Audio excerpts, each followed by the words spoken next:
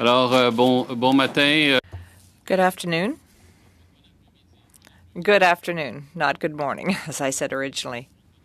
So we'll get things underway. Photos, please. No, thank you. Okay, on commence. So I'd like to welcome you to meeting number 42 of the House of Commons Standing Committee on Environment and Sustainable Development. This is the last meeting on S5 with witnesses.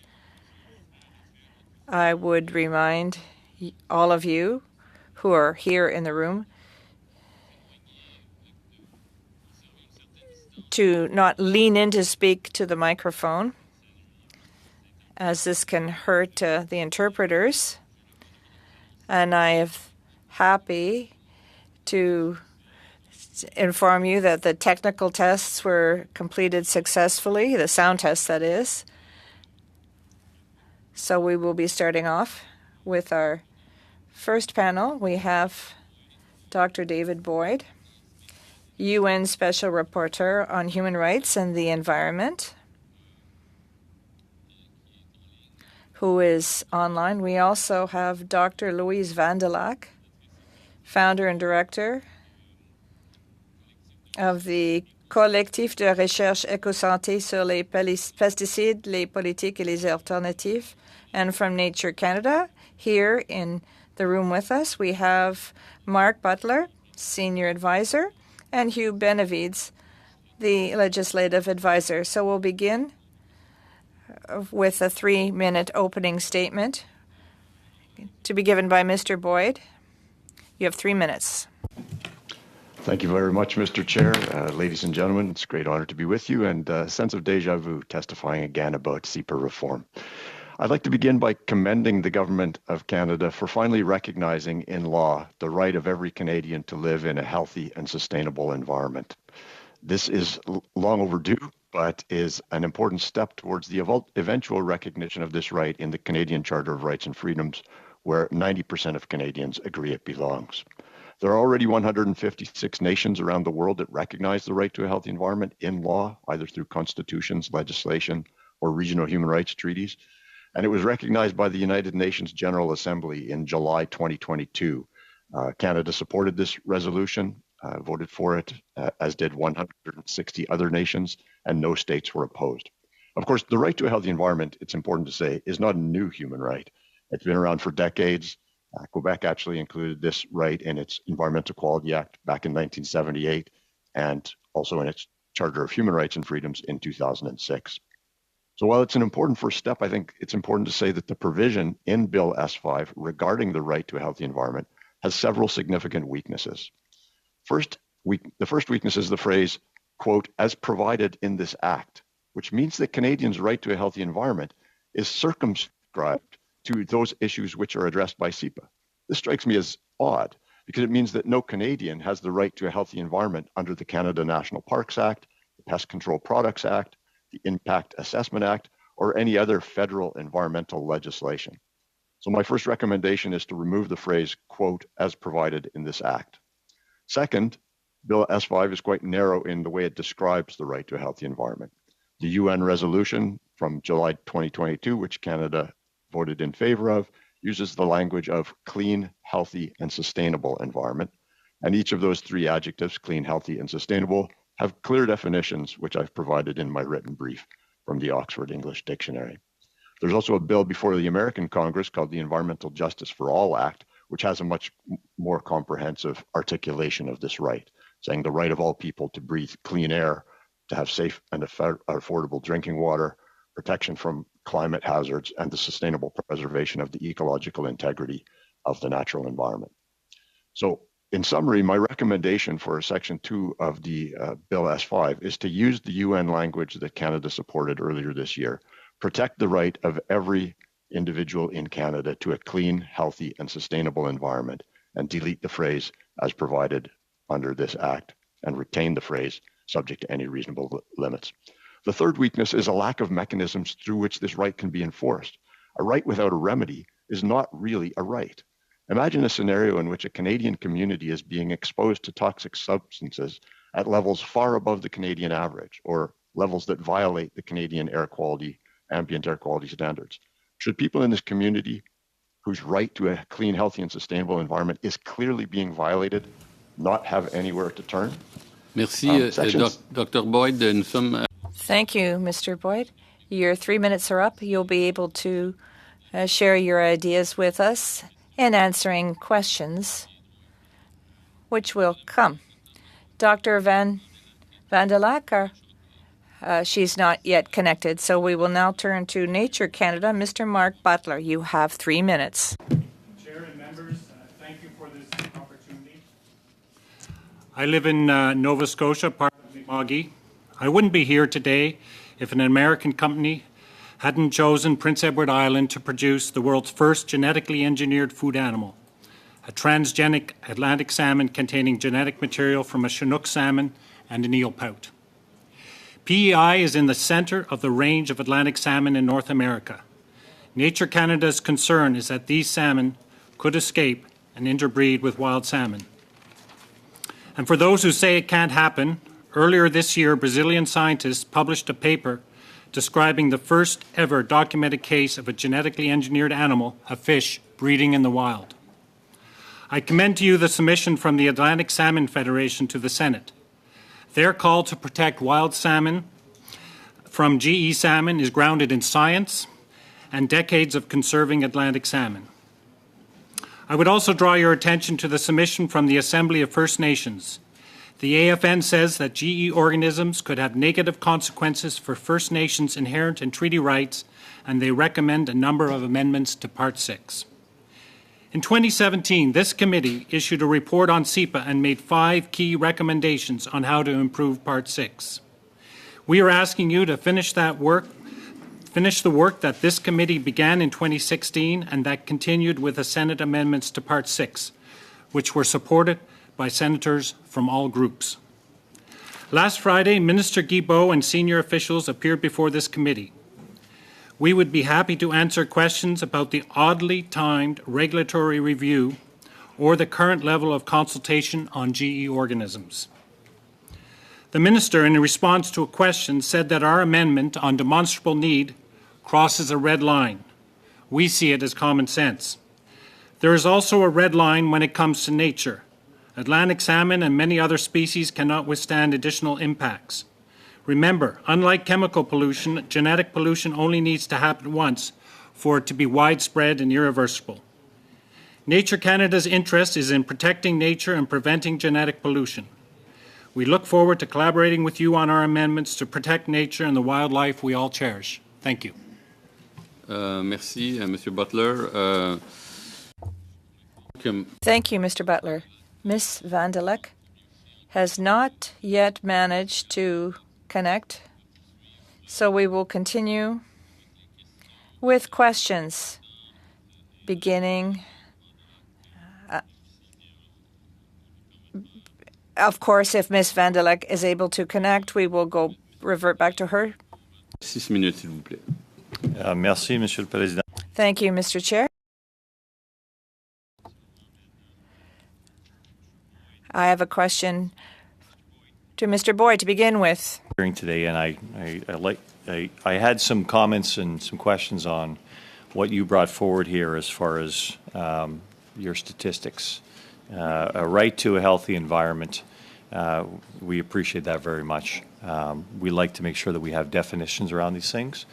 We have to acknowledge, as many witnesses have before you, that there's a lot of non-definition in what's in this bill right now. So when you bring forward a definition actually to what a healthy environment is, it is somewhat instructive, because right now we're leaving this bill open to what some judge is going to interpret. So one of what we'd like to see is to make sure that this is clearly delineated within the legislation, what we're talking about here, the right to a healthy environment. So thank you for putting some definitions prospectively on the page about what that means. Is it your estimation that the world, Canada, has a more healthy environment today than it did one generation ago? Let's go to 1950, for instance. Is our environment more or less healthy at this point in time? Well, that's a complicated question. I mean, in many ways, it's less healthy, and in some ways, it's more healthy. So, between 1950 and now, we've encountered the climate emergency, which is something that didn't exist in 1950. So, that's a huge problem that has developed over the last 72 years.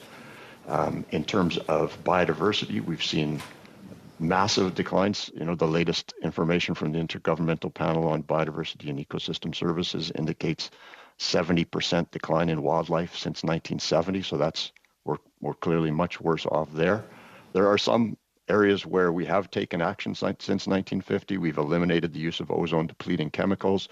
We've seen a huge rise in renewable forms of energy. So there have been some measures of progress. We've got far more protected areas in the world today than we did in 1950. So it's a mixed bag, sir. Appreciate that there's a balance in this equation, which is exactly the rationale for the question.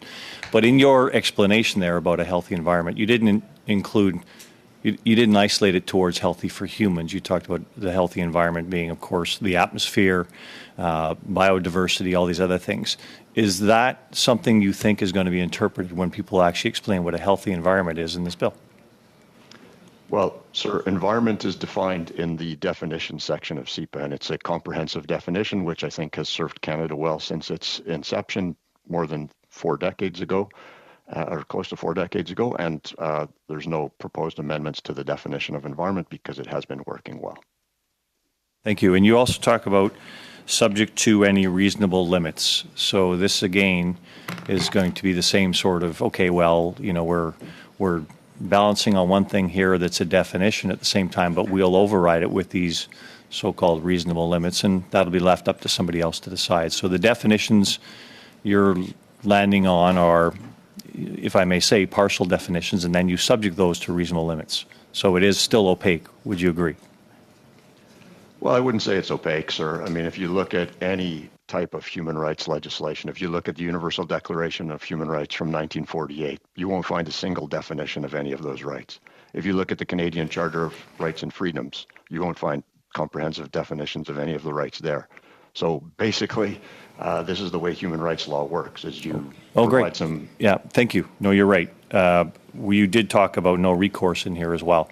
No recourse. Who do you think should have somebody affected, nature affected by this abrogation of any clean, healthy environment definition? Who do you think they should have recourse to?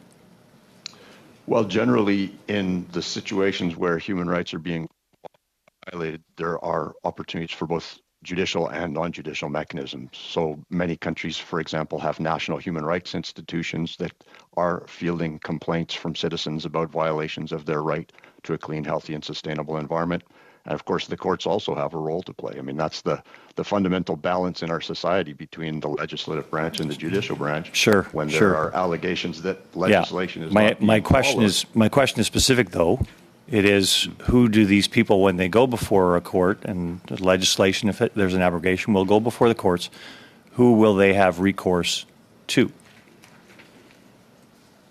Well, I'm not sure I understand who they have recourse to. Somebody's rights, environmental rights have been abrogated, supposedly. We'll have a scenario going forward here. How do they get recourse? Who will be the party they seek redress against? Well, in a federal law such as the Canadian Environmental Protection Act, that will be the federal government. So the federal government will be on the hook here for a definition of somebody actually coming forward here and effectively billions of dollars potentially? Well, it's interesting that you say billions of dollars. I'm not sure where you pulled that number out of the air. This is a right that's recognized in 156 nations around the world. And I can tell you, there's substantial research. Dr. Boyd, there's 156 nations around the world. I don't mind interrupting you here a little bit. 156 nations, 99% of which have worse environmental outcomes than Canada. So let's talk about words on paper versus reality here. We have to land on something that actually serves a benefit to Canadians. How about Norway, sir? Norway has had the right to a healthy environment in its constitution since 1992. It has not cost Norway billions of dollars. In fact, it's been a catalyst for Norway to become a global leader in environmental protection. We'll have to stop there and go to Mr. Weiler. Thank Chair, I also want to thank all the witnesses for being here today and great testimony and answers already. I do want to first ask some questions to Dr. Boyd. I appreciate your longstanding work to advance environmental rights in Canada and around the world, as well as your contributions to the 2016-2017 review of CEPA and in the Senate as well. And from your point of view as the Special Rapporteur on Human Rights and the Environment, are you aware of other countries that have legislated a right to a healthy environment that then qualify that right? And you mentioned in your opening that you were in favor of having reasonable limits on that right. And I was wondering if you could explain what that would look like as part of this legislation. Sure. Well, as you know, Honourable Member, the previous version of this bill that was amended by the Senate included specific references to balancing this right with social, cultural, and economic factors.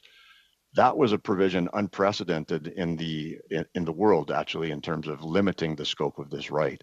I've read every constitutional provision, every legislative provision, every human rights treaty provision related to the right to a healthy environment, and that provision was an unprecedentedly narrow circumscribing of the right. So I think that credit to the Senate for removing that phrase from Bill S5.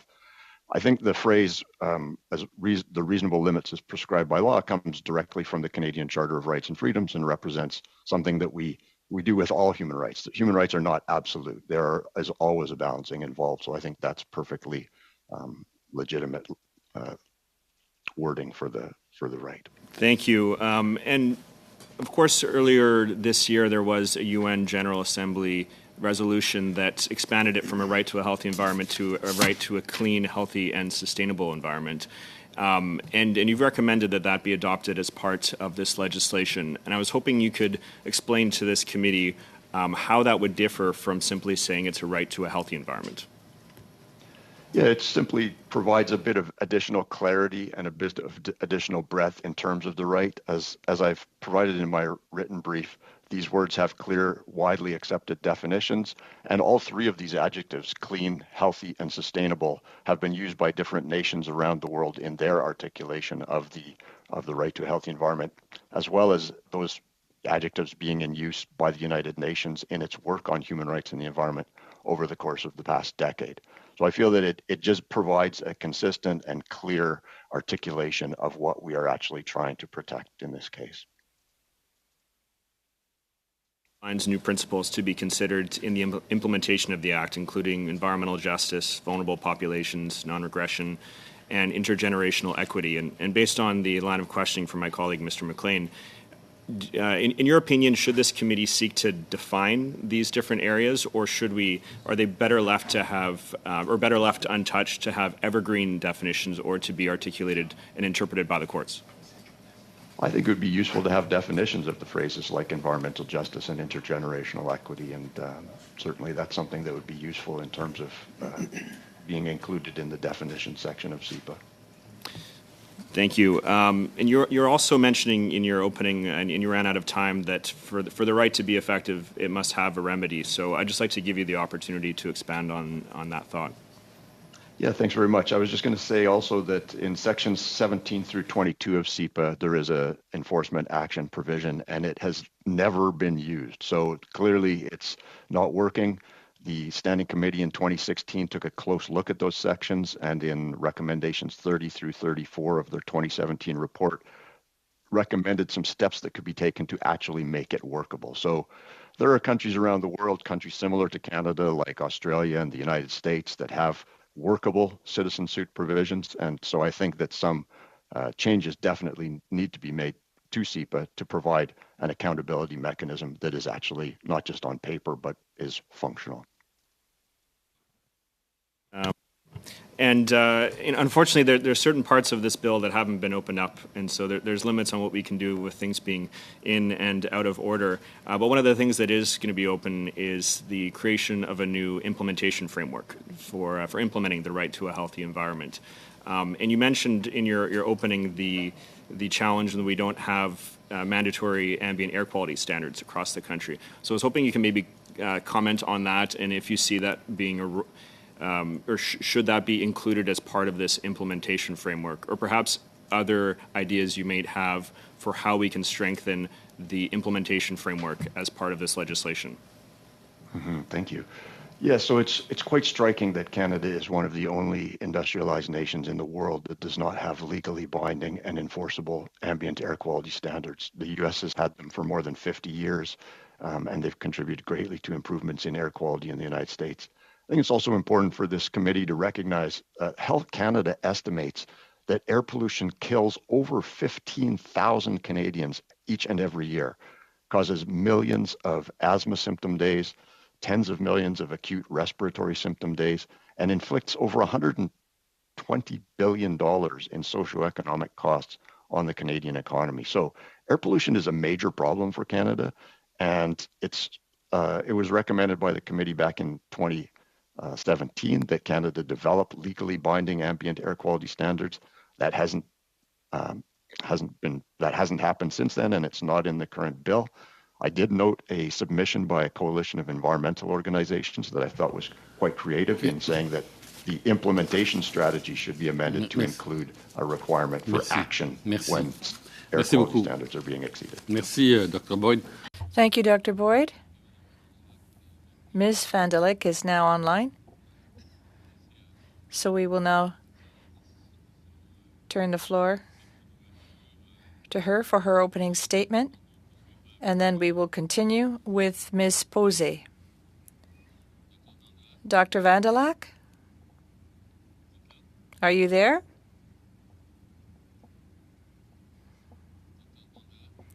Dr. Van der Leck, are you there?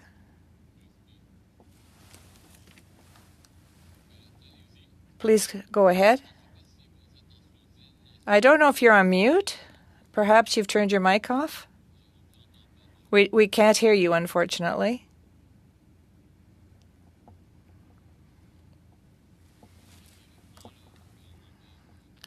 On the screen, on the bottom line of the screen, there's a button there and you can choose the proper headset.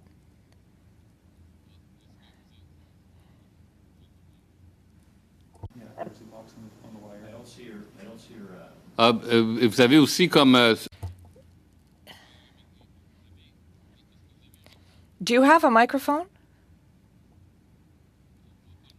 We don't see the microphone. Oh, yes, you have it. Okay.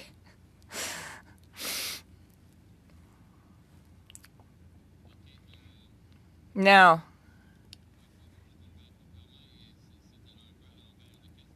you've got your headset on backwards. I think that's a little bit better now. We'll eventually get it. Welcome to the committee, Ms. Van der Leck. So you have 3 minutes. Good afternoon. First of all, I'd like to thank you for inviting me to give my brief comments on Bill S5. This bill is interesting. I am a professor in environmental science, so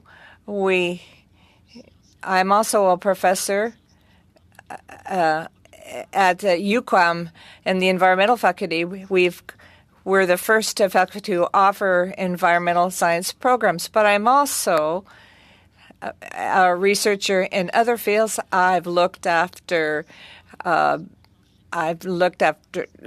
transgenic salmon and various other issues as well. And I also worked on nanotechnology. We have research projects in agriculture. And finally, I manage a research team of 40 people on pesticides, policies, and alternatives. I'm sorry, I should speak a little bit more slowly for the interpreter. Today, in Montreal, we have a microbiology institute, so I've been looking at S5 as a way to counter the deterioration of the environment. There's not simply one toxic substance. There is a commingling of policies and models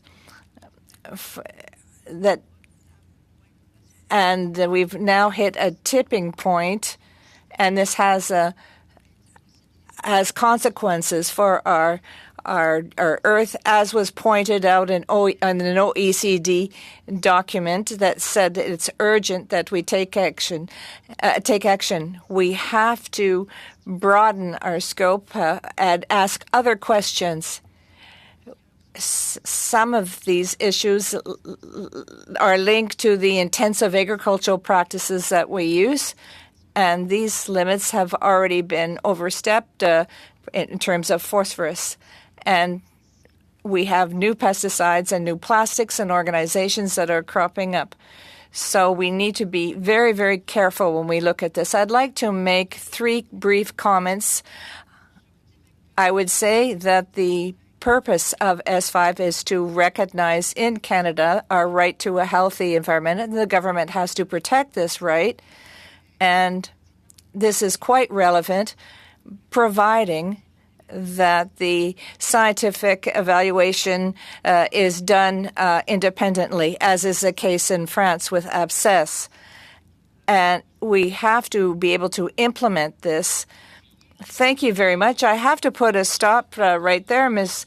Dr. Van der Leck, but you'll have an opportunity to share your thoughts with us in your answers to questions. And we will now continue with questions with Ms. Posey. Well, thank you very much, Mr. Chair. It's an honor to have this panel today. Ms. Van der Leck, you said that there were 3 elements. You talked about one, so I'd like to give you an opportunity to discuss the other 2. You're on mute. I believe you're on mute.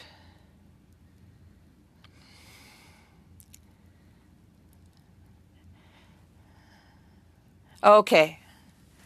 So the second is on living organizations or organisms. The minister has to look at something from the possibility of it being toxic. We have to look at new entities, new living entities with the risks that are associated with them. We have to broaden our evaluation. With respect to confidentiality, this has been discussed throughout this debate. I think that we need to look at we tend to value what the firm's confidentiality rather than access to information. This needs to be modified in favor of citizens and better meets with the standards. And it's paradoxical that we insist on confidentiality, whereas, in the United States, millions of documents have been declassified in a recent trial that looked into the manipulation of various products and the impacts that they had. And one thing is clear in the case of Canada right now, we are in a very difficult situation with respect to access to information. We've paid for the cost of this as researchers in order to get documents about things that are so basic, such as pesticides that are sold here in Canada. This does not make sense, particularly when you're talking about pesticides linked to health problems, such as the Parkinson's disease. Inaudible, I've lost the sound. Nous avons perdu la connexion. We once again lost the connection. Là, vous êtes en sourdine. Now you're on mute, rather. Okay, we can hear you now. I don't know. And yet I got a course on Zoom. But anyway, sorry about that. The third aspect is on cancerogenic substances that have an impact on our reproductive systems. I must say that in the past 10 years, all of these articles on the toxicity of elements. I find it quite paradoxical. Obviously, this whole aspect is not covered by the bill per se, but it doesn't make sense, in my opinion, that when we have recognized pesticides as being toxic or carcinogenic, and the professional organizations recognize it as such, but this isn't included in S5. So the inventory of pesticides has doubled over the past number of years, with 80 million tons of highly toxic substances continue to be exported to many countries throughout the world, where the cases of poisoning, there's 350 million people. You know, these are very concerning files. These are files that really should be important to us, because when you look at pesticides that are approved in Canada, we are really lagging behind others, and the objective of the bill is to reduce pesticides by 60%. This whole issue will come back at one point or another for parliamentarians. So thank you very much, Dr. Van der Lack. I would like to talk to you about pesticides. There's been a tightening of the CEPA, and if we're going to look at the PMRA, the Minister of Health is directly involved with S5, and so pesticides are directly linked to a lack of biodiversity in the world, and is a source of serious health problems. Canada is not looking too good here, so why not put the precautionary principle in this bill, in your opinion? I think that we must not only ensure that the precautionary principle is included, but we also have to start doing some analysis, comparing ourselves to other countries. You know, when you look at all of the pesticides that are being authorized or are banned in Canada, only 29 are banned in Canada. Out of a huge number of pesticides considered dangerous for the health, only very few are actually banned outright in Canada. So out of these 395 pesticides, 355 are still being authorized in Canada. I think that you have to really take a look at this closely and realize that Canada is lagging far behind. I gave you a little bit of additional time to compensate for the technical problems. Thank you. Ms. Collins. Chair, my first questions are for Nature Canada. In our last committee with the Minister and the officials, I raised the issue of inadequacy of public participation when it comes to new genetically modified organisms that have wild counterparts. The Minister and the officials argued that the review of regulations could address this, and I'm curious about your thoughts about that. Thank you for your question. Yes, as you heard, when GE salmon was first approved, the public knew almost nothing about it. There was no notification and very little transparency. After this committee reviewed that as a case study, there was a recommendation for improved consultation, and the department did introduce an initiative called the Voluntary Public Engagement Initiative, but it's entirely voluntary. And that's the problem. I don't know, Hugh, if you want to add to that. Yes, thanks, Mark. At Nature Canada's recommendation in the Senate, the amendment to Section 114 was passed that would allow the government to prescribe processes for meaningful public participation. If that clause stands, we can include those rules when the regulations are reviewed, and we'll be ready for the next GE animal. If we eliminate that clause, we won't be ready, and we'll have to wait for the next CEPA bill to come forward. So we need that clause to be in there, and then we need rules to lay out how public participation will take place in the Act. And so can you just describe for the committee why, without that important clause, 114, why wouldn't these regulations be able to address this problem of inadequate public participation? Without our amendments, including those, we won't be able to prevent pollution through the means of greater scrutiny, which, as Dr. Vandalak has suggested, is sorely needed. The public needs notice in advance that an animal is being proposed. They need access to all the relevant information, including requests, the fact that waivers have been requested of that information. The rules need to spell out how participation will occur. It needs to be broadly including the public. A parallel process for Indigenous peoples need to be in place. And I have to point out that the timelines that are in play under the relevant regulations will be a real problem. I think it's up to 120 days, and now we're going to add public participation that's still going to fall within that. That's not going to be adequate. Okay, thank you.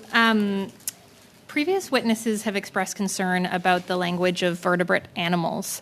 Where does Nature Canada stand on the use of that language in the Act? Well, if we're talking about protecting nature, a huge chunk of nature is not vertebrates. Think insects, crustaceans, mollusks, etc. So if we're talking about protecting the environment, we need to protect all of it. I mean, vertebrates make up a very small part of it. And we want to ensure whether it's a genetically modified crab or shrimp or mussel, that it gets the extra scrutiny that's necessary. So, yeah, there's some problems with it. In order not to interfere with, for example, vaccine production and what I understand is a very high volume of assessments of microorganisms, the relevant provisions could say, refer to a living organism having a wild counterpart that is not a microorganism. And we could carve that group out, but catch everything else. Thank you. And then you mentioned in your opening statement the issue of inherent treaty rights, and this has come up from a number of witnesses when it comes to genetically modified organisms. We've heard witnesses, First Nations leaders who have expressed concerns about genetically modified organisms. Yeah, just curious if you can expand on some of your comments. I can start. Yeah, in the situation in Prince Edward Island, Atlantic salmon, hugely important animal in the lives of the Mi'kmaq. And there is nothing more invasive than changing the genome, the DNA of a species. And there was absolutely no consultation, engagement, no effort to involve Indigenous knowledge. So I think, you know, if you want to put a bridge or a pipeline across a river or impact salmon habitat, there's some level of consultation required, and yet you change the very blueprint of that animal, and there's no consultation, no request for consent. It's an issue. Our suggestion that demonstrable need be shown in relation to a new species is directly related to the government's UNDRIP obligations, including the language in UNDRIP that was also added to the preamble that free, prior, and informed consent be obtained before a new organism is introduced. That's the flip side of need. Can you speak about the importance of that language of demonstrable need? Absolutely. Our amendments would allow, as I said, allow the public to find out whether there is a proposal, but also we'd be able to scrutinize whether there's need for this new animal. This would allow us to prevent pollution in keeping with the principles of SEPA. Thank you. As I say, you can jump in with those ideas in response to other questions. Mr. Courik for 5 minutes. Thank you very much, Chair. So, Dr. Vandalak, in your opening statement and some of your questions, you've referenced SEPA, but you've also referenced pesticides specifically, and I understand it's your area of expertise. So just want to get some clarity. We're talking about SEPA, and I know there's other acts related to Health Canada, Agriculture Canada, the PMRA. So when it comes to the SEPA that's here before us, do you agree that that we should ensure that when we're talking about environmental protection, that we make sure that the application of the different acts remains within the appropriate jurisdictions, where whether it be chemicals, pesticides, in the case of the wide variety of classifications that exist under SEPA? Merci pour votre question. Thank you for your question. I think that historically speaking, there has been this separation and between the Environmental Act and PMRA, but science evolves, and now we understand that a lot of products that pose a serious health problem, well, I'm speaking here of pesticides, should be progressively considered because of their impact on the environment, on biodiversity, and at any rate, and I would conclude by saying that this is the case for many countries where they put this all together. I apologize, but time is a precious resource here before the committee. I would just note that I'm a little bit concerned that we're conflating some different areas of jurisdiction. Dr. Butler, I'd like to continue on a little bit with where Mr. McLean left off. You made a really interesting comparison that there's Norway, and that's kind of where you left off. I would suggest, and certainly when I've read a whole host of information, really it's Canada and Norway that kind of lead the global pack, if you will, when it comes to environmental protection. And we're both, interestingly enough, resource producing countries. In fact, when I was in Europe fairly recently, there was a celebration surrounding the fact that a pipeline had just been built from Norway to the Republic of Poland. So would you agree that when it comes to the 153 countries that you referenced that have codified within either legislation or within the Constitution, there's certainly a few outliers that have an exceptional record, and amongst those, Canada would certainly be, it may not be the top, because I'm sure that there's debate that could be had around that, but certainly lends among some of the best reputations around the planet. Yeah, thank you. Well, actually, done quite a bit of comparative research looking at the environmental records of various countries. And unfortunately, Canada is not among the top performers. In some categories we are, but in many we are not. I could give you many examples. In terms of the percentage of Canada that is in protected areas, we're nowhere near the top countries, which are already over 30 or 40% of their national territories protected.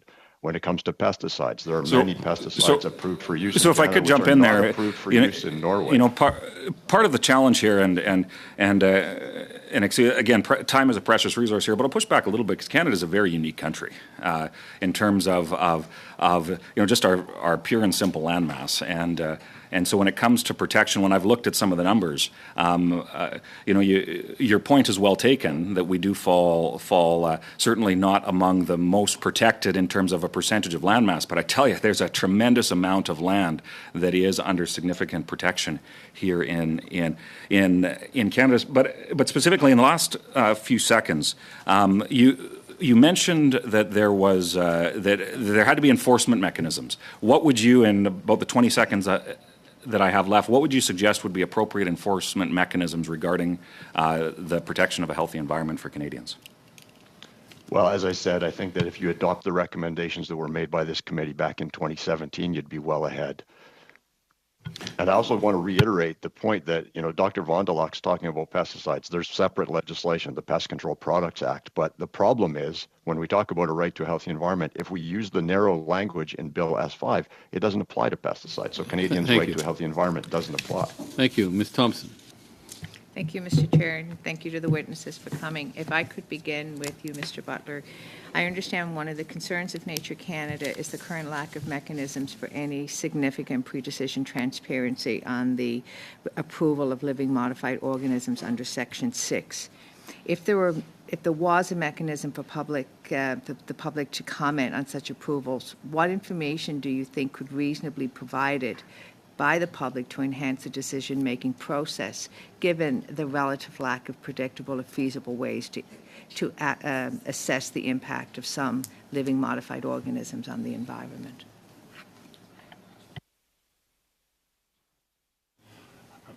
As I previously mentioned, there was no consideration of Indigenous knowledge, so I think that's a huge gap. I think there's some serious flaws in how we assess. We assess on a project-by-project basis, but we need to assess the possibility that, presumably this company in PEI is not planning just to have one facility and that's it. They wanted to see this fish used in the industry, so we should take a look at the risk from the industry, or the expansion of that industry, and that was the result. That was a judge's decision in the U.S. on this. We should also look at, I've talked to a lot of people, fish biologists, people who work in fish production. That's partly my background, and I think I could say with some confidence you can question whether the growth rates that this company is claiming are real or not, that we could probably get similar growth rates from selective breeding without using genetic engineering. So I think there's a range of issues that we could consider that weren't considered. If I may, I've outlined precisely how that would happen. Happy to elaborate on any of those stages, and our amendments would really raise the bar for public participation. And I can also speak to how demonstrable need would be determined, because those go together with participation. We've provided. Someone said that that this was impossible to implement, but our Section 104.1 that we've proposed, we think that in 90%, give or take, of the cases, that articulation of demonstrable need, you would know your answer. You would know that the wild counterpart poses no hazard to the wild counterpart or to biological diversity, or it did not. You will know whether it is benefiting biological diversity and bringing other social environmental benefits or not. You don't need a lot of archaeology or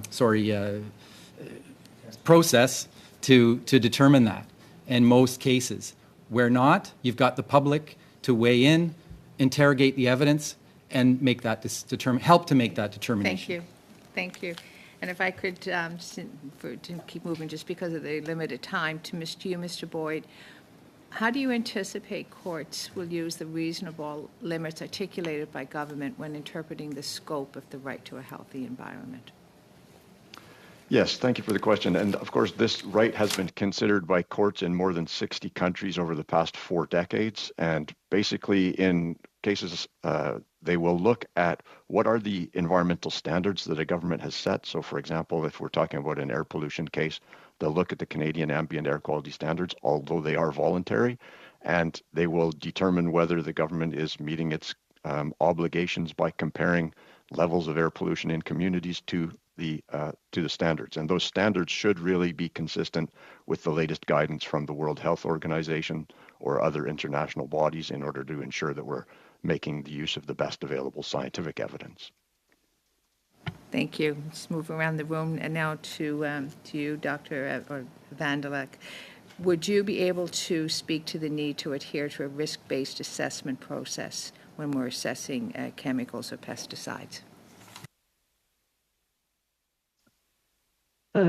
Oui, merci beaucoup pour la question. Thank you for your question. Yes, I think that we have to be doing rigorous work that's based on independent scientific literature which unfortunately is not the case here in Canada.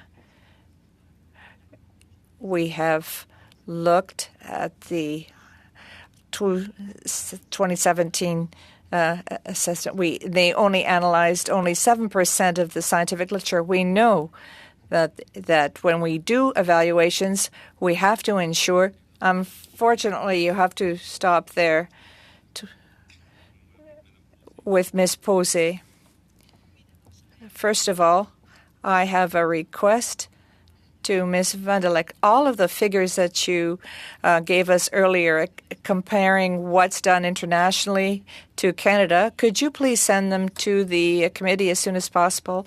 That will demonstrate the problem here in Canada. Mr. Butler, I have a question for you. Could you? I asked Ms. Van der Leck for comparative data. Could you take a few seconds to talk about the European procedure for toxic substances compared to the one that we use here in Canada? Hugh, do you think you would be better equipped to answer that question? Is that I can do some. I can try. You have heard, I know, that there's more of a hazard-based approach in the EU. I looked at it earlier in an earlier decade when it was introduced, but I haven't kept up as much as our colleagues from CELA and elsewhere have done. I can point, however, to, as has already been mentioned, how Norway has dealt with looking at a broader range of considerations. So under its Gene Technology Act, it's required that to assess the sustainability, ethical, and societal impacts. And I have a paper I can provide to the committee where the authors show that the record under that act is that doing so is feasible and it's justified. Thank you. I would like to get that document. I'd like to go back to the issue of GM living organizations. In your opinion, why is it important to use the precautionary principle right at the start of the whole process? It's important to apply the precautionary principle at the start because we have to look before we leap. We can't put the genie back in the bottle. We can't put the chemicals back in the bottle. The long title of this act is an act respecting pollution prevention. It also talks about principles. The minister mentioned principles, but he didn't identify them. In addition to precaution, there's pollution prevention and polluter pays. I'm most interested in the first two because we don't want the polluter to have to pay. We don't want there to be polluters. Thank you. Thank you very much. Ms. Collins. Thank you, Mr. Chair. And I just wanted to give the opportunity to talk a little bit more about why we need the language of demonstrable need and that principle itself. Thank you. I'd be happy to do that. The minister said last week that it was nearly impossible to implement. That was the first we've heard of that. And I would suggest not only can we do so, but we must, and it's doable. So I've referred to the Norway Gene Technology Act. For Madame Posey, I was referring to the assessment of GE organisms, not chemicals, so I apologize if I change lanes inadvertently. I've talked about UNDRIP and how that's related. The World Conservation Union, the IUCN, the world's largest conservation group, no radical environmental fringe group, has another paper I can provide. It talks about what it calls synthetic biology, which applies to what we're talking about here, and how it's fraught with uncertainty. It has negative socioeconomic effects and may affect cultures and the rights of Indigenous peoples. We would also suggest that looking at the need for and alternatives to projects is something that's long been required in Canada for decades now, and in most other countries that have impact assessment legislation. So this is not a foreign concept. And finally, socioeconomic considerations in relation to the import of what are called living modified organisms, also the same. Under the Cartagena Protocol, that protocol made under the Convention on Biological Diversity, apt that we talk about that today, 173 countries are parties to that protocol. Those countries do not include Canada. But we could be party, and we could do it. Thank you so much. In my last minute, just turning to Mr. Boyd, and thank you for your testimony today. You mentioned the crucial Senate amendment that fixed the problematic language in the government's original formulation of the right to a healthy environment. Some environmental groups and witnesses to this committee have argued there's a corresponding change that needs to be made to the requirements for the implementation framework, that the legislation should not presuppose the condition of social, health, scientific, and economic factors, that those will always justify limiting the right. Would you agree with that, or do you have comments on it? Yes or no, I agree, or because we're out of time? Yes, I agree. Good. Thank you. Merci beaucoup, Monsieur le Président. We welcome everybody to. Thank you. First of all, I'd like to thank Ms. Posey for giving time to the witness so she could complete her opening statement. Thank you, and thank you for coming. My question is for you. On your initial statement, when you talked about the three elements that you wanted to share with us, you gave the world example, and you also talked about France. And perhaps I didn't hear you correctly, but you said it's like an independent body from the government that looks after issues. Can you tell us more about this organization? There are a lot of different mechanisms that exist right now in many different countries. I talked about ASSES in France, which is an organization that turns to independent scientists to conduct evaluations. These evaluations are actually ordered by ASSES or suggested by this outfit, and this independence is a very timely, important aspect because it restores public confidence, and they can ask the question in a much more broader fashion. It's important to have a perspective that is global and comprehensive, and they're dealing with issues that will be there for a good 20 years. And we need to do this type of work and do interdisciplinary work to tackle questions that we have not dealt with in a timely fashion. The independence is so important, and basing ourselves on scientific literature that's independent is very important. In your opinion, should this organization be based on immediate needs, analysis that needs to be done on current products, or, as you said earlier, science evolves? So should we be looking about the here and now or the future?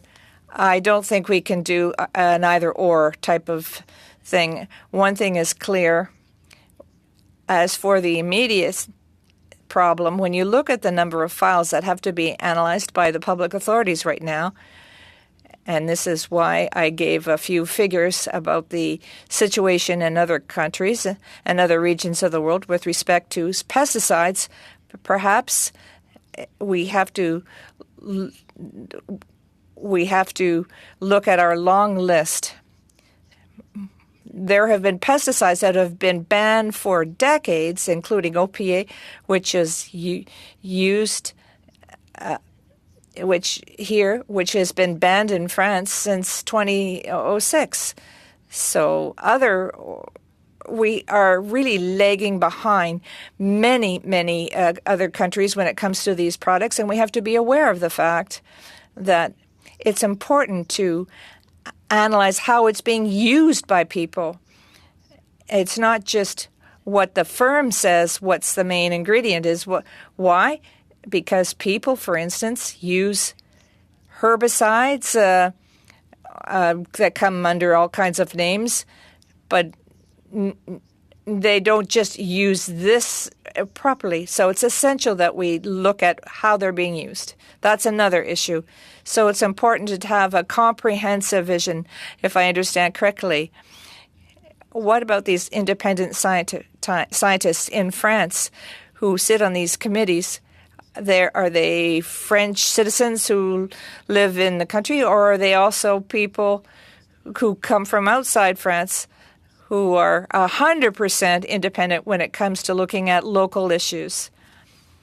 Indeed, there are people from France that are part of this organization. We have a Canadian colleague who is chair of a committee there. So there is this opportunity to have people coming from everywhere, but independence is so important to ensure that we have true independence. Thank you, Mr. Chair, and once again, thanks to our witnesses for the very interesting testimony today. I met with our Nature Canada friends the other day, so I'm probably going to focus most of my questions to Dr. Boyd. Dr. Boyd, maybe a couple of quickies. You talked about the weakness in the CEPA enforcement mechanisms. I wonder how you think it can be strengthened. And then maybe just a brief comment on the hazard-based versus the risk-based approach that we use here in Canada, which seems to be widely applauded. I've heard the environmental community applaud it, industry applaud it, the CMP system versus the REACH system. I'll start off there. Okay, well, let me take those questions in reverse order. I think actually that as the more we learn about the impacts of chemicals on human health and the environment, the more important it actually becomes over time to take a hazard-based approach. And I think that a hazard-based approach is more consistent with the precautionary principle, which has been discussed earlier today. So I think that's critically important. In terms of enforcement, the citizen enforcement provision in CEPA, I mean, I think the first thing we need to do is understand very clearly that what is in the law today is completely unworkable. It creates obstacles, and the fact that it's never been used is clear proof of that. So I think that we need to rethink that. I think we need an enforcement mechanism under CEPA, which provides access to citizens to justice, whether it's through the courts or through some other type of tribunal that is accessible, affordable, has protective measures in place so that you cannot, for example, bring frivolous or vexatious claims.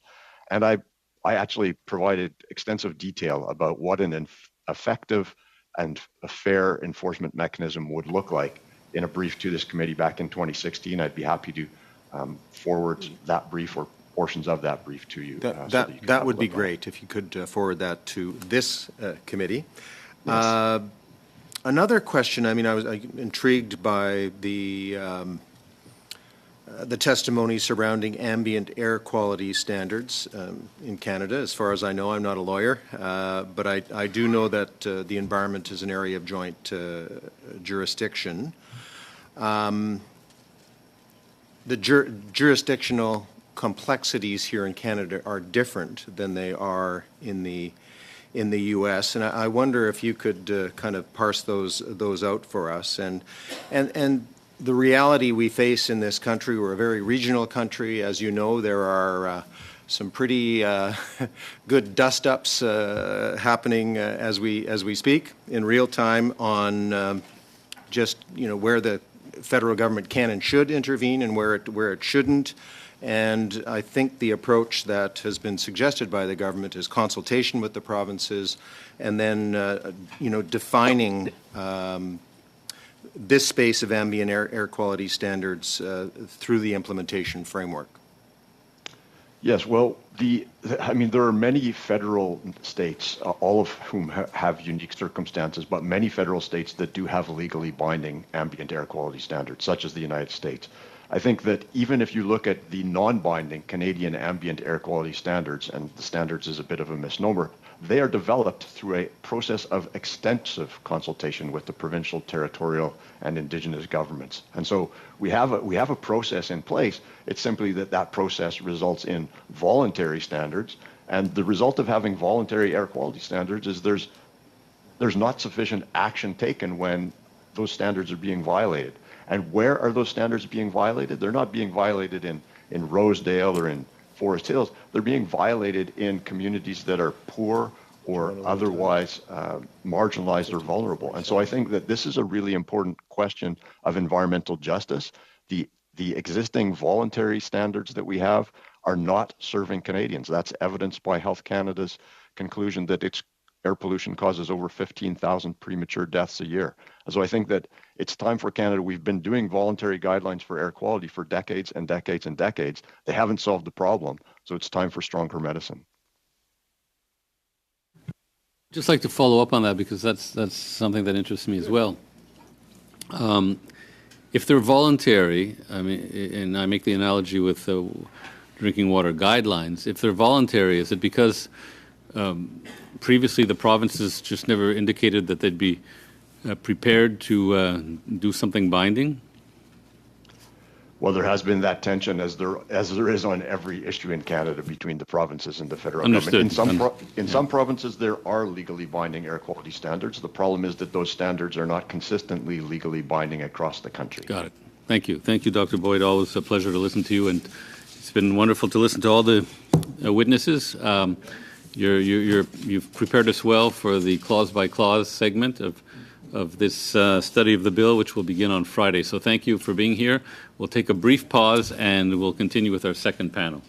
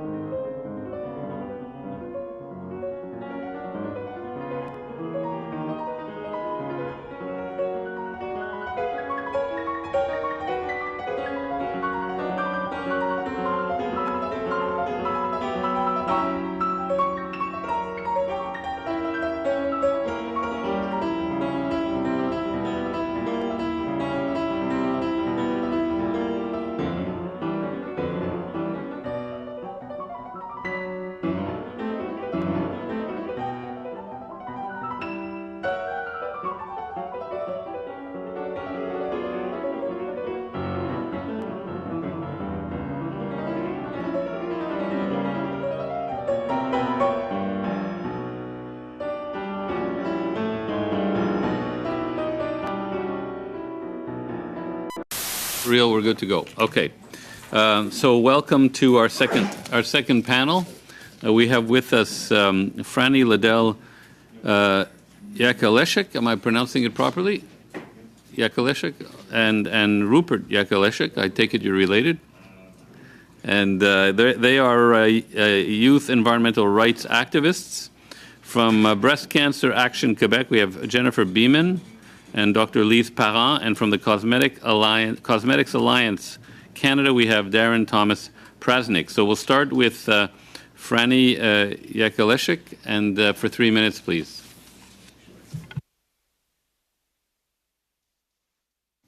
Hello.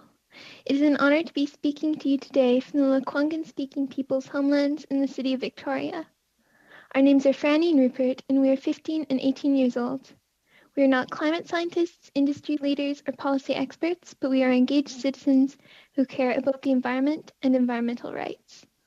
When I was 10 and my sister was 7, we learned that more than 100 countries around the world have recognized their citizens' right to live in a healthy environment, but Canada is not one of them. Having grown up believing that Canada was an environmental and human rights leader, we believed our rights were protected. We were confused and disappointed. Although we were young, we felt it was our responsibility to work to help create the country we wanted, needed, and deserved. So we began our journey raising awareness about environmental rights and making social and political change wherever we could. For the last 9 years, we've been working with all levels of Canadian government to encourage them to formally recognize environmental rights. We help support 23 municipal declarations in our region, and have been working with local and provincial political leaders around provincial and federal recognition of environmental rights. When we were young, we thought we were so lucky growing up in Victoria, where there's so much natural beauty and we felt so safe. As we grew older, we realized that we weren't immune to feeling or experiencing the impacts of unsafe environmental conditions. It's overwhelming thinking about all the problems in the world, or even in our own country. So we like to focus on solutions. We believe adding environmental rights to Canadian law will give individuals, vulnerable populations, communities, and their local environment the ability to be healthier and more secure. And we believe it would benefit Canada by adding to its global reputation. Times have changed since we first learned about environmental rights. Environmental rights awareness has increased. People are talking about it, and you hear about it in the news. But during this time, the environmental situation has become more dire. Most people in Canada have been touched by some kind of environmental disaster in recent years. It only makes sense why so many young people feel overwhelmed, powerless, or have lost hope. Like many of my peers, I suffer from eco-anxiety. Every day, I worry about pollution, plastics, species loss, the climate crisis, flooding, wildfires, our air, our water, and more. Working towards a healthier and more sustainable future gives me hope. Having the Canadian government consider taking the historic step to add environmental rights to Canadian law for the first time gives me hope too. It is important to us that the next generation of Canadians grow up in a country where the rights to clean water, clean air, and healthy food are protected by Canadian law, and where the Canadian Environmental Protection Act has been modernized. And finally, the world is ruled by adults, but it will be the youth who inherit the consequences of the decisions made here. We sit here before you asking you to take steps for a safer and healthier future. Thank you for listening. Thank you very much. Right on time, 3 minutes. We'll go now to Ms. Beeman.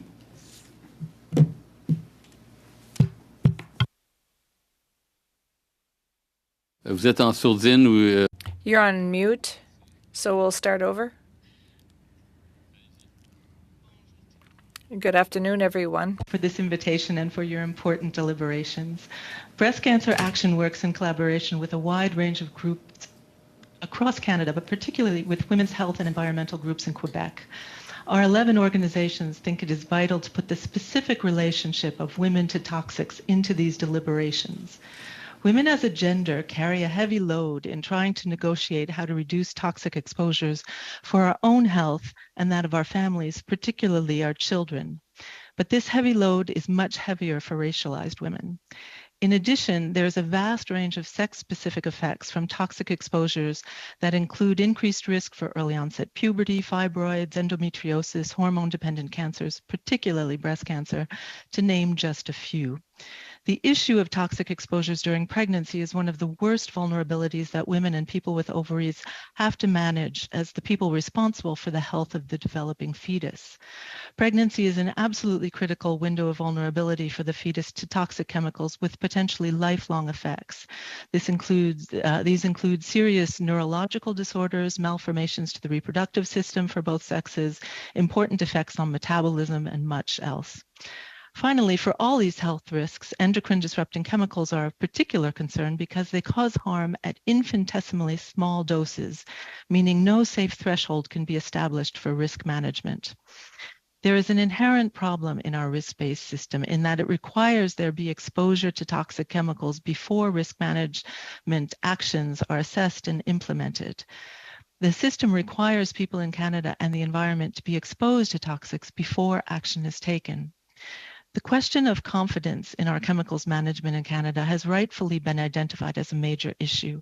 People, particularly women, are always shocked when they learn that substances go into use before they're fully assessed for their health and environmental impacts.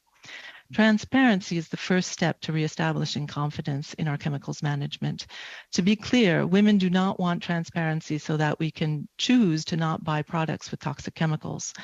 We need transparency so companies assume responsibility for the substances they use, so that government is accountable to citizens for the actions it takes or doesn't take, and scientists and independent advocacy groups can study the data and make recommendations to government.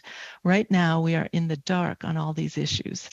In terms of S5, we understand that there will be more to do to modernize SEPA, but there are some appreciable steps forward for the sections it addresses, and with strengthening amendments, it would move SEPA forward with a significant update. These amendments would include, among others, mandatory labeling of harmful substances, mandatory timelines for assessments, as well as a strong implementation framework for the right to a healthy environment. Thank you, and we look forward to your questions. Thank you very much. And I was remiss in forgetting to mention that Dr. Lise Parent, Professor Lise Parent is with us also from Action, Breast Cancer Action Quebec. And we'll go now to Mr. Prasnik for 3 minutes. Thank you very much, Mr. Chair. My name is Darren Prasnik, and I'm President and CEO of Cosmetics Alliance Canada. We represent the cosmetics and personal care products industry in Canada. And after listening to so many other the presenters here today, I can tell you... Where is that coming from? I have no idea. Anyways, I'm not here today to speak on many of the very important issues that they have addressed. I'm here to deal with something much more mundane, which is how the Act is actually implemented and carried through to encourage compliance. I want to start off, first of all, by saying that we've been actively engaged in the SEPA process for well over a decade. Since its inception, we are fully supportive of SEPA and the kind of evaluation of substances both that have been in commerce and are new, as other presenters have indicated. Certainly a substance should be safe both for human health and the environment that goes into the products we make and others make. So we support SEPA. We support the reform under this Act. We supported it when it was introduced in the principle. Some amendments have been made that you'll be considering. Of the amendments coming out of the Senate, the one that specifically gave us concern was 67-1, that called for a review of products on the basis of whether or not there was compliance with imports versus manufactured. I think it was premised on an erroneous bit of information. Products, whether they're imported or manufactured in Canada, have to meet the same standard. So we don't think 67-1 really does anything, and the Department of Trade is not the appropriate mechanism. I've included some comments in my brief. If you should choose not to eliminate it, to amend it, how you may wish to amend it to make it more effective.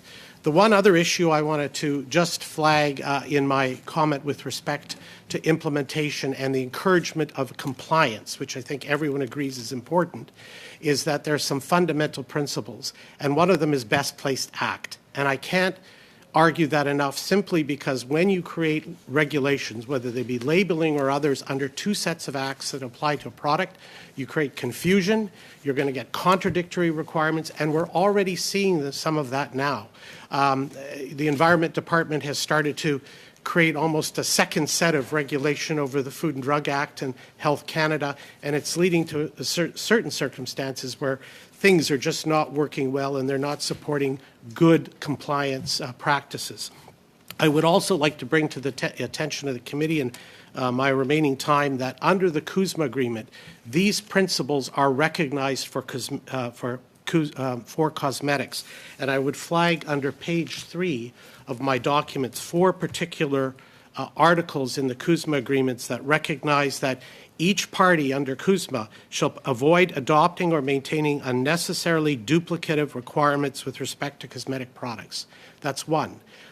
2, that each party shall use a risk-based approach for cosmetics. Unfortunately, we're out of time. They're there for people to read. Yeah. Thank you, Mr. Thank Chair. you. Mr. Deltel. Merci beaucoup, Monsieur le Président. Bonjour, bonsoir.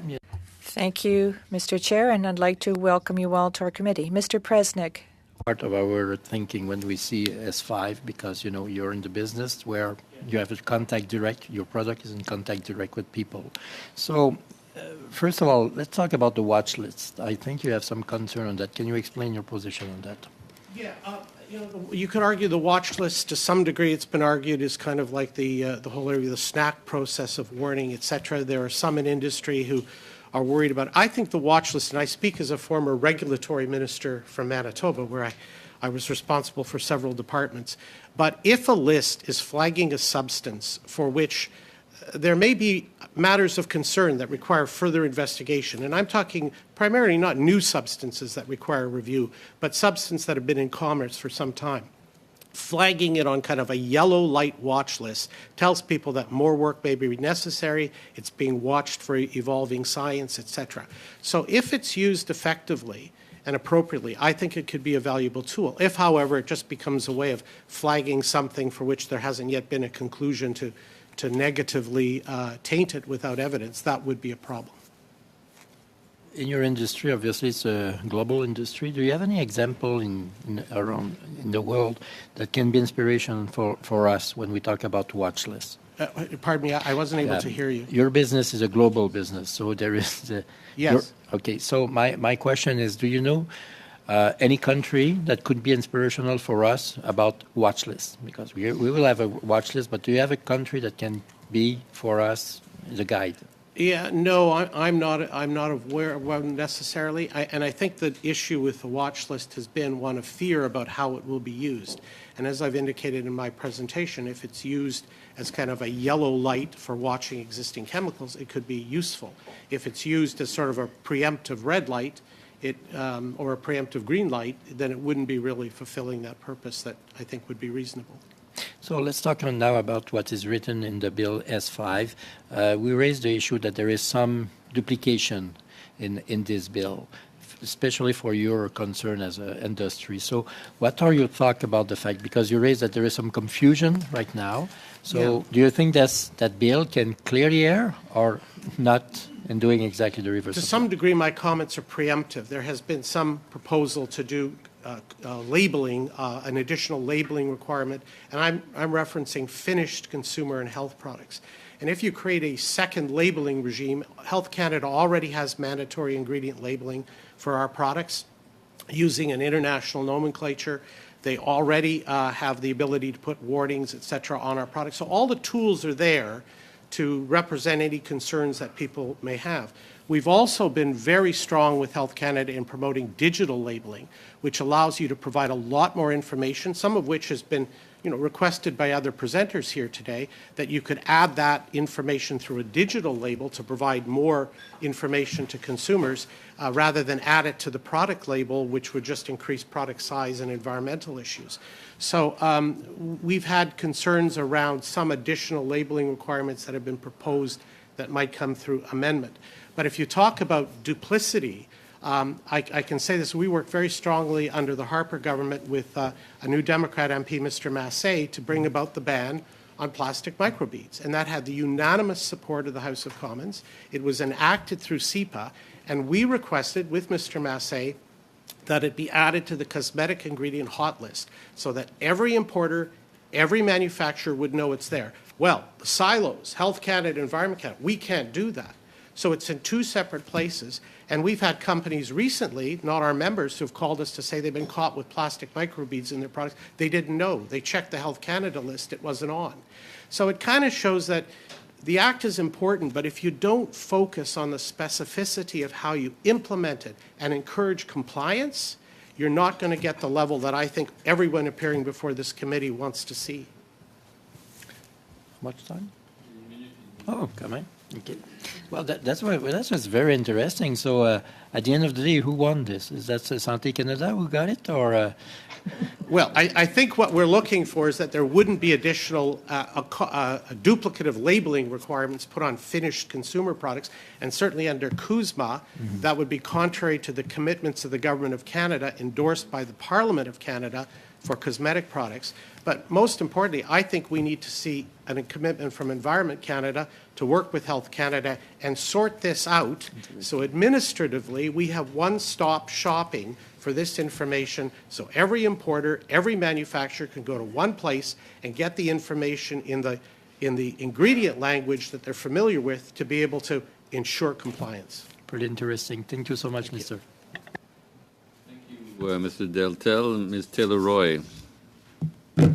Thank you, Mr. Chair, and thank you to our witnesses for being here today.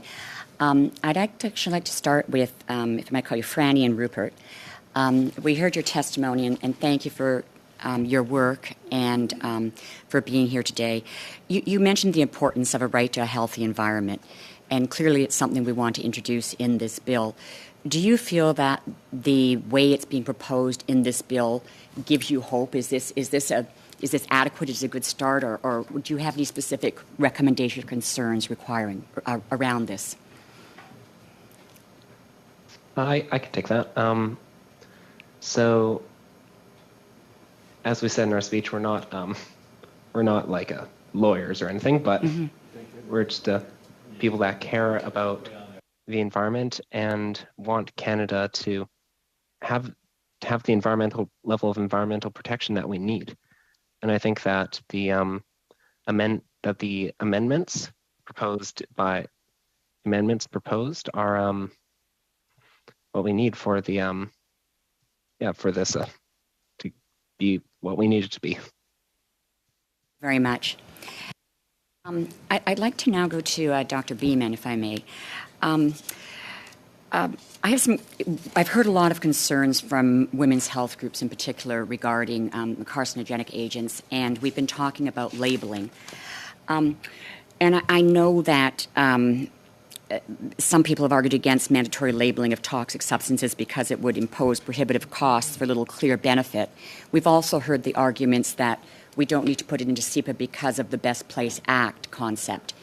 I just wanted to understand from you, if we have this labeling requirements in other places, why are you suggesting that we have greater labeling requirements in SEPA? And do you think it would provide any additional benefits?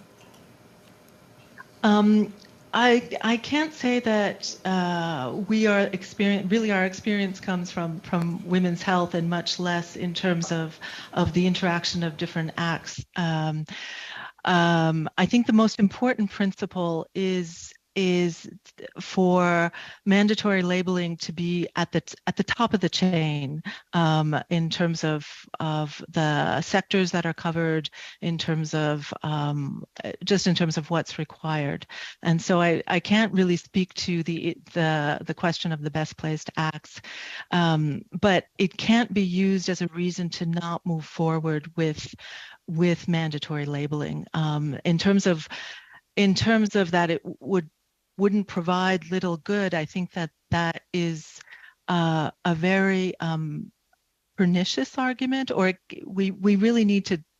There's a whole ingredient transparency movement happening, particularly in the United States, and we need to be part of this and then work out the best place to put it. And from our analysis working with colleagues, that's in SEPA.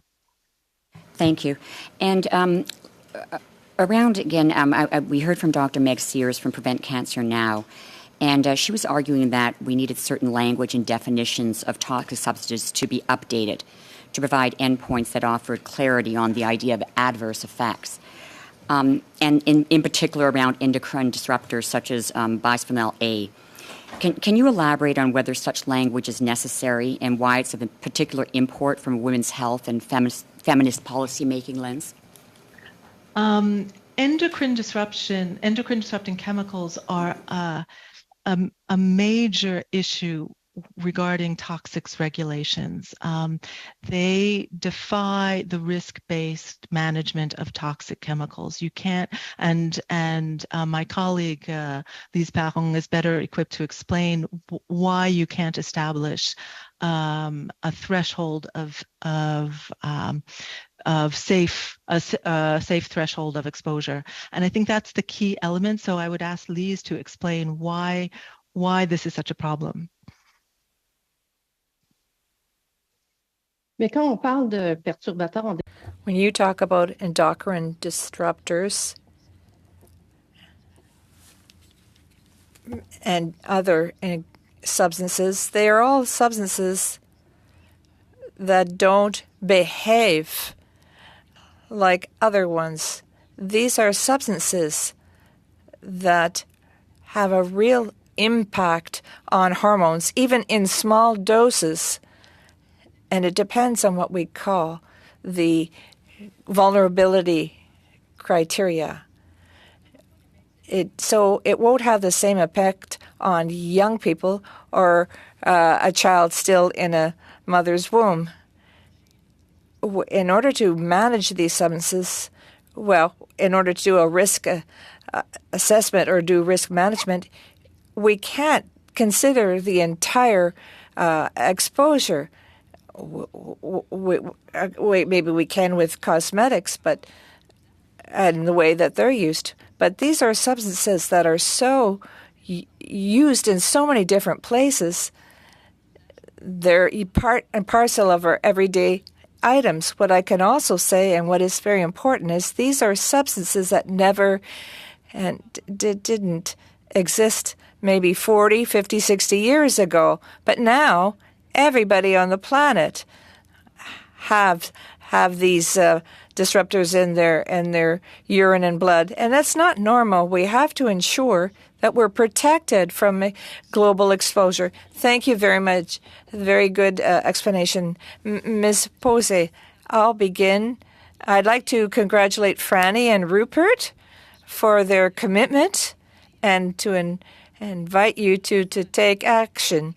There has to be courses on the environment in your school curriculum, but I don't have any specific questions. I'd like to thank Ms. Beeman and Ms. Parent for coming with us. In your brief, you want the burden of proof to maintain this infamous corporate confidentiality, something that falls under the corporation's purview. You also talk about mandatory disclosure of substances and the right to and access to information. I'd like you to talk to us about corporate responsibility and transparency. Yes, thank you very much for your question, Ms. Posey.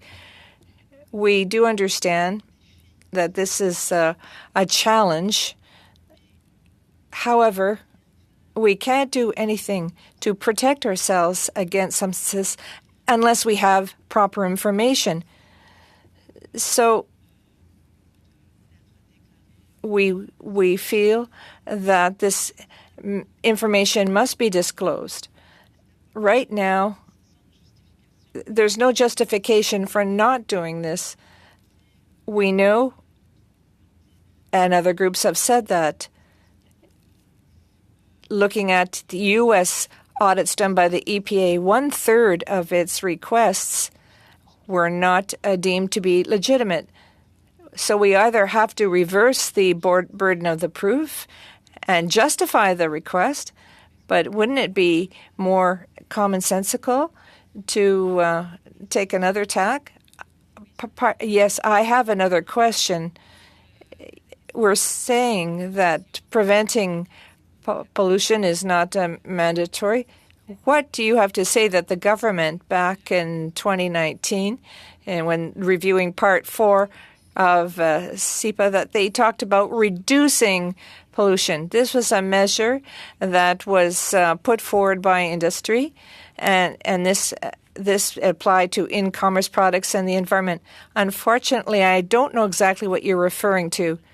I'm referring to the 2019 Act, where I'm asking you whether we shouldn't change our tact. But I'll ask you another question with respect to what you sent us in your brief. Yes, you talk about endocrine disruptors, and hundreds of reports have been produced on this matter. What should the priority be for this bill if we want to protect human health when we're dealing with products that have an impact on us? I would say that, as far as we're concerned, an act depends on the way it is enforced. And we're concerned by the role of the department and timelines that are not being respected. There's a lapse of time between the preliminary and the final evaluation.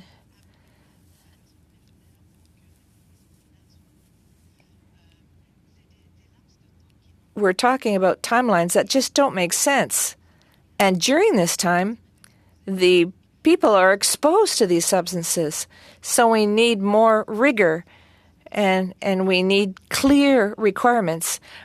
And the government has to assume its responsibilities in terms of the work that it needs to do to protect citizens. Citizens should be entitled to know what these evaluations are saying, how the government works, and that is a concern of ours. And further to what was said earlier, we've seen to what extent the department appears to refuse any accountability in making these evaluations public and in setting out timelines. How much time do I have? Well, I have 1 minute left. In your brief, you talked about a healthy environment, but you put it. Now we see in the act that this is continued. That it's contained in the preamble, and later on they talk about an implementation framework over 2 years. What do you think we need to do to be? What other matters need to be taken into consideration? They talk about non-regression. They talk about intergenerational equity. What's important? Well, we look at things in a more focused way. We're no experts in environmental law, but I can tell you what concerns us is that things have to be clear. Environmental health has to cover toxic products, evaluations, and monitoring of toxic products, among other things. But the implementation framework is going to be essential. Thank you. Thank you, Mr. Chair. And I want to thank all the witnesses for being here. My first few questions are for Franny and Rupert. First of all, thank you so much for coming to the committee, and thank you for your years of advocacy for a right to a healthy environment. You only had 3 minutes in your opening remarks, so I just wanted to give you an opportunity to tell the committee a little bit more about your background and the work you've done, anything that you weren't able to include in your opening statement. Thank you so much for the question. We started this journey many years ago at the municipal level when we learned that Canada did not recognize our rights to a healthy environment. So we wrote letters to the municipal candidates of the local municipal election, asking them to become champions of environmental rights. Many of them were elected, and at the first council meeting, Rupert and I made speeches, and they unanimously passed a Declaration of Environmental Rights. We followed up with helping 23 more municipalities also declare declarations of environmental rights. After that, we turned our attention to the provincial and federal levels of government. We had countless meetings and wrote many letters to raise awareness about environmental rights. We also, around that time, had the opportunity to travel to Toronto and San Francisco to speak about environmental rights to business leaders and international youth leaders. Also, over the years, we've been able to connect with community over environmental rights on many occasions. We have done presentations to youth and community groups in schools. We've hosted Victoria Earth Day events. We've co-hosted environmental film screenings and done projects with the Victoria Art Gallery and Royal BC Museum. As well as that, we've created materials to teach young people about environmental rights. Franny, thank you so much. I'm just good because we've only got 6 minutes here. I just wanted to ask you a couple more questions. We've heard from a number of witnesses about the need to strengthen the right to a healthy environment. A couple of the examples that have been given, we heard from Indigenous leaders who were asking to expand the right to future generations. We heard in our last panel, Dr. Boyd talking about the need to ensure that the right isn't limited unduly by social and economic factors. Would you support amendments to strengthen the right to a healthy environment, to include future generations, and to ensure that it's not limited in those ways?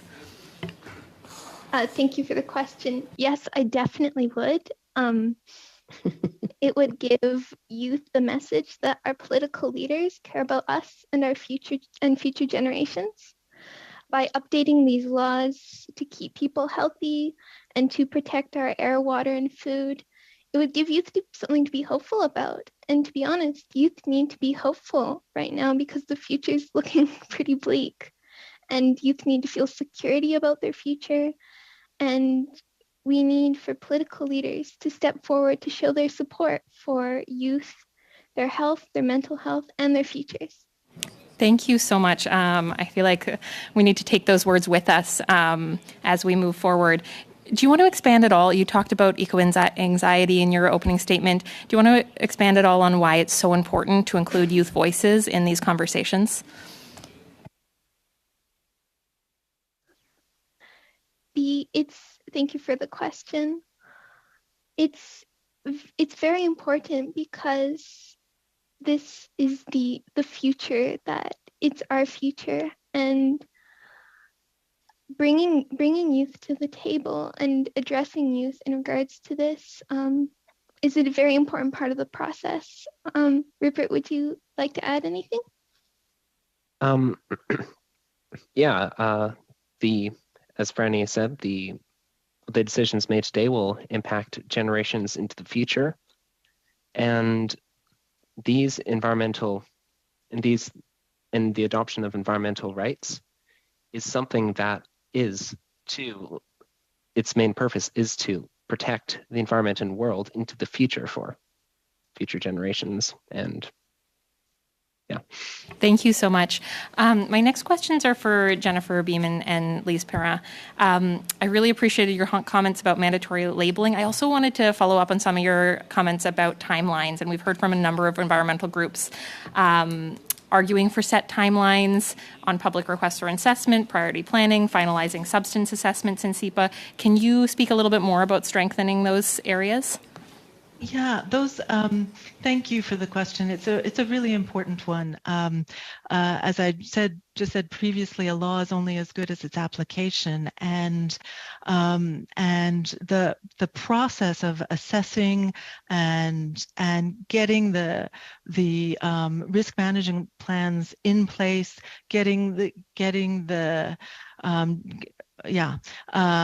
is essential. And we're just seeing there have been many cases of major lags, of not even getting things like a proper response to questions for information. And so there needs to be a series of amendments, particularly around timelines, but also on some other issues, just because the government needs to be accountable to citizens for its work. Thank you. And our time is up, but I'll follow up in my next round of questions to give you some more time. We're going into the second round, which is going to have to be a discount round, a 20% discount. So 4 minutes. Well, 4 minutes, 4 and 2. So we'll start with Mr. McLean. Well, thank you very much. And my first question is going to be to Mr. and Ms. Yakaleshik again. And thank you very much for your input here today. We've heard a lot of people suggest that we need the right to a healthy environment enshrined. We're debating whether that should be here or somewhere else. But you talked about going to 10 different countries where you saw there was a right to a healthy environment. Can you tell us which countries those were and which ones you thought had a better environment as a result than Canada? Thank you for the question. I unfortunately have not been able to travel to different countries to see environmental rights in action, but I know that there are many countries where environmental rights are making a real difference in the lives of their citizens, such as Costa Rica. Okay, thank you very much. This, as I said, this is an important consideration that we have to take here with this bill. It is a right, and Canada has a Charter of Rights and Freedoms. In your opinion, would this be better placed in this one single piece of legislation, or would it be better placed in Canada's Charter of Rights and Freedoms? Well, as said before, we're not environmental lawyers. This might perhaps be a question better asked to David Boyd, yeah. Okay. Yeah. Thank you very much. No, I appreciate that as well. Let me turn now to Mr. Prasnik. Mr. Prasnik, I really appreciated your input here about the CUSMA. It's the first time we've heard about the overlap that is going to result from this, and that CUSMA has already identified as something that has to be streamlined. That foreign entities don't need to go through two processes in order to get their products certified in Canada. So, interestingly, would you propose an amendment that that would label a subsidiarity in Health in Canada over the CEPA, or would there be superiority in this bill? Yeah, well, first of all, thank you for the question. And under the CUSMA agreement, there's a cosmetics annex in the sectoral annexes that the Parliament of Canada endorsed. And there were a number of principles with respect to how cosmetics are to be regulated. And we're the only sector that actually has this provision in CUSMA. And they include not having duplicative regulation, so you shouldn't have two sets of labeling requirements. Whatever you want to do in labeling should be under one set, just for efficiency. That you should apply a risk-based system, that the parties use ENVI, which is the international nomenclature, which is known by consumers, importers, manufacturers, using necessarily chemical codes and what have you to determine a substance isn't an easy way to recognize it for most consumer industries. So this recognizes that as the important labeling provision for nomenclature. And thirdly, it recognizes that cosmetics have a lot in common with drugs and natural health products. Toothpaste can be a drug, a cosmetic, or a natural health product, and they should be regulated together. So there are four guiding principles. And what we've asked is if there is a provision inserted in this bill with respect to additional labeling requirements, it should be exempting those products that already have mandatory ingredient labeling. Because if you have two sets of requirements, you're going to have different rules for size and font size and where they're located. And how does anyone comply?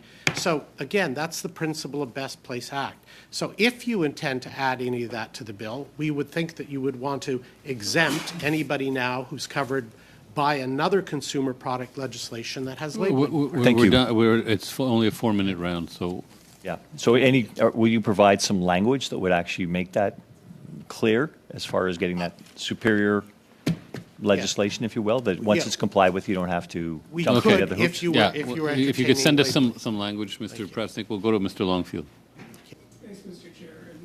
And first of all, thanks to the Yekalesheks for being here. I've been a member of Parliament for 7 years, and I think, first of all, we don't hear enough from youth. And when we do, youth are so well-spoken. You guys were just terrific today. I met with my youth council last Monday night, and their biggest concern was the environment and the anxiety that is surrounding the environmental issues. One of the things I want to ask you guys is, as we go forward and implement legislation, how can we bake into the implementation that we consult with youth voices? And second part of that question is, I'd love to have you as guest speakers to my youth council, but do you speak to other youth across Canada? Well, just to quickly answer the second part, we have done various sort of presentations and speaking engagements before. And for the first, and to answer the first part of your question, we believe that just because youth aren't old enough to vote, most youth aren't old enough to vote, yep. It doesn't mean that they don't have a say. They shouldn't have, doesn't mean that they don't have a say in the decisions that are being made by the governments that are affecting them and their futures and future generations. I think that would be very good to, as you said, to like get more input from youth, especially with stuff like environmental rights and the SEPA amendments, which are going to be carried out into the future and have a huge impact on the way future generations live. Yeah, and youth voices are voices we need to hear when we're talking about future generations. You're already here. So thank you for participating today. I'd love to spend more time with you, but we're on the short round, and I want to switch over to Mr. Prasnik. And you've mentioned about trade agreements and Canada's competitiveness. We've heard other witnesses talk about confidential business information versus the public's right to know. And as we're working in a global innovation sphere, how do we balance the public's right to know with confidential business information, knowing that businesses have a selection of countries that they can deal with? If I may, specifically for our industry, very little of the information that we have is protected by patents or other copyright. The real question for us is if you're bringing a new substance and you provide data, et cetera, for the regulator, no one has any problem with the regulator should see all of that. The issue comes in if you're getting an approval for a new substance and your competitor then rides on the information that you've had to undertake and paid for. Yeah, and usually a 2 or 3 year period where they're prohibited from using that data. They can recreate their own data and submit. That's usually, in the case of our industry, what we're looking for. So setting up definitions. Yeah, it's not to prevent people from seeing the data. The regulator should have it. It's allowing free riders on the work that's been done. Thank you for clarifying. The Senate committee also amended Clause 10 of the bill to provide the minister with a permissive authority to identify users, manufacturers, importers, et cetera, of certain substances by publishing a notice in the Canada Gazette. Do you feel like that this is the right place for this? Do you have any concerns around using the gazetting process? 15 seconds. Yeah, the gazetting process is what's a known established means, and I wouldn't have enough feedback from my industry to give you a fair assessment of that provision.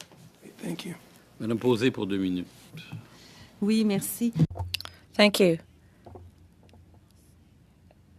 Ms. Beeman, in speaking about a healthy environment, do you think we should at least include a definition of what we mean by healthy environment based on some of the definitions that we've seen internationally? So do you think it's important that we include a definition? Yes. It's surprising that this wasn't part of the bill. If I understood the minister correctly.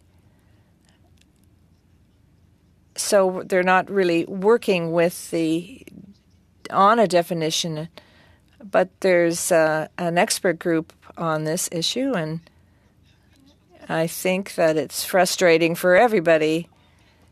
It would have been preferable to have included it. That's clear. Franny and Rupert, what you're doing is incredible in terms of contacts, reaching out to the municipalities to ensure that everyone is aware of the environmental problems, such as drinking water for their citizens. They understand what's happening with climate change. But my question is as follows. Did you have any courses on this in your school curriculum? Was there something there that led you to be so aware of the environment to the point where you're appearing before a House of Commons committee? Well, thank you for the question. We actually, for large quantities of our schooling, because the traditional school system often is not quite up. I know it doesn't sometimes go into the detail that we want to go into various subjects. We did distance learning so that we could tailor our schoolwork to its special interests, and a lot of that was about environmentalism. and the environment and our relationship with it. And we have been, from a young age, we knew and learned that humanity is a part of the environment and the damage that we do to the environment. Thank you. Franny, would you like to say something about that? Yes. Just to kind of continue what Rupert was saying, from an early age, we learned that what we do to the environment directly comes back to us. And because we are a part of the environment, and the decisions that we make around the environment are essentially decisions that we make about our health. Okay, thank you very much. Ms. Collins, for 2 minutes. Thank you, Mr. Chair. I did want to just give Ms. Beeman the opportunity to continue on timelines. You were in the middle of giving some examples and talking about the importance. Yeah, they're essential. They're essential for. It's essential that the work progress in a predictable, transparent manner, and under the fact that there are no timelines currently, for example, in terms of the risk assessment, initial evaluations, and the initial assessment and the final assessment, or and there will be important timelines coming up. For example, for the accountability framework that's in S5. It's clear that they need to be mandatory, and as I said, it's a question of also the government being accountable for its work. We need to know where things stand, and there have been cases in terms of chemical assessments that have dragged on. Started, the preliminary assessment was finished in 2017, and there's still no news of of a final assessment, and so. The question that came to my mind was, what workplace would allow this? We just need clear timelines and with other mechanisms to just strengthen the application of the law. Thank you so much. You painted a very clear picture. In the last 15 seconds, I just want to thank all the witnesses, and especially to Franny and Rupert for your years and years of advocacy, and for being the two people who really gave me the first spark of fighting for the right to a healthy environment. So thanks for being here. Thank you, Mr. Couric. Thank you very much, and I appreciate the perspectives brought forward by all of the witnesses, and although I don't have questions for our two a little bit younger witnesses, appreciate your involvement. And I know I first joined the political party that I'm now a member of Parliament from when I was 14 years old and was elected at 29. So who knows what your future might hold? Look, Mr. Prasnik, the characteristics of a substance of highest risk. The Senate has offered us a definition, but I'm curious if you can expand. They've offered us a definition that we've heard from some witnesses narrows what defines a substance of highest risk. I'm wondering if you can provide some details as to what your association feels on that matter. I can't get in specifically on that matter, but generally speaking, when the CEPA process did the review going back some years ago of in-substance or in-commerce substances, and they did an assortment based on highest risk, medium risk, and lowest risk, and they batched the highest risk and did the assessments. That process worked very, very well. It was very efficient, probably one of the most efficient evaluations of in-commerce substances in the world. And I would think that there is probably guidance to be gleaned from the definitions that were used to set up that initial list as to what was the highest level of concern, medium concern, and lower concern with substances. Thank you for that.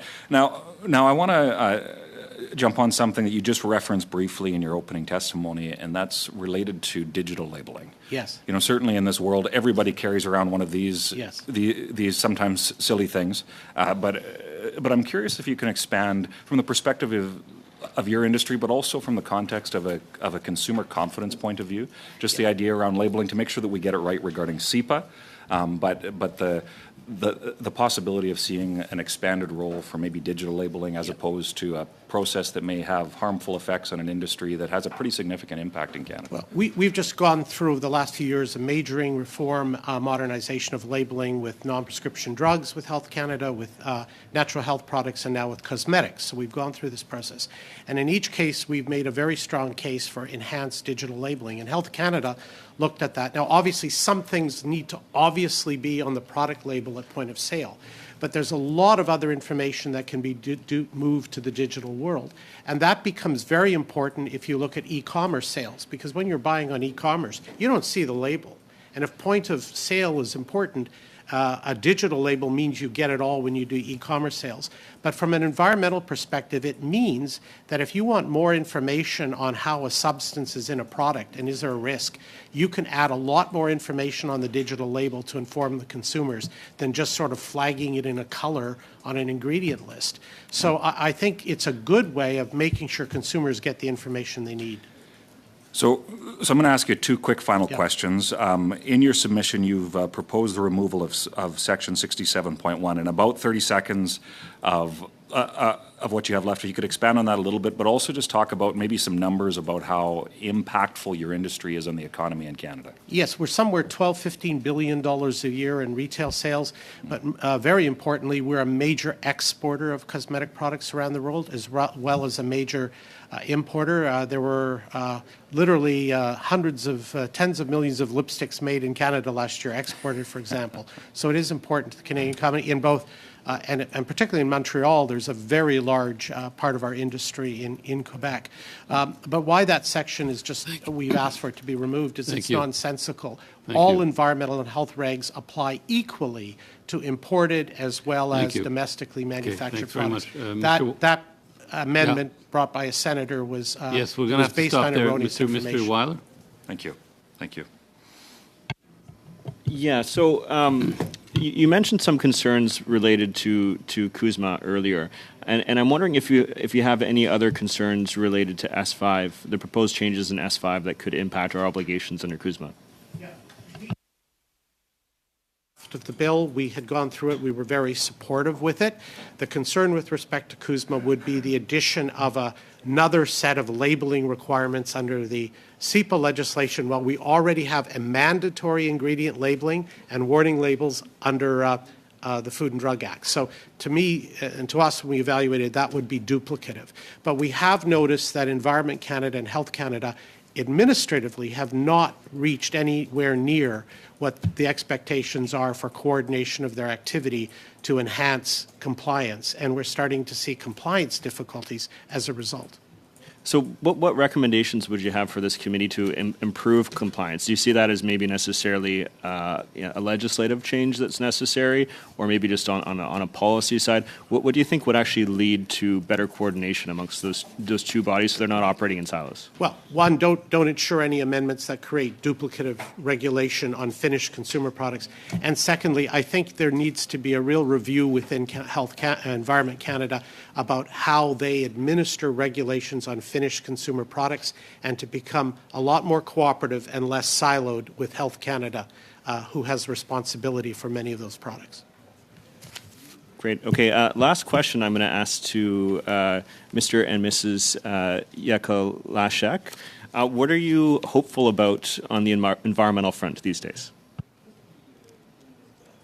Well, we're hopeful about environmental rights being recognized in Canada, and hopeful about these amendments to CEPA being approved, and that they will, and CEPA being updated, because it was last updated before, it was done before we were both born. We need a CEPA that reflects the modern era and what we need now. Thank you for the question.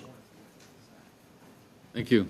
That's it? Okay, good. Well, thank you to the witnesses, and a special shout out to Franny and Rupert. You've put some big expectations and hopes on our shoulders as we finish our study of this piece of legislation. Best of luck to to both of you, to all the witnesses. So thank you very much. We'll stop there, and we'll start clause by clause on Friday.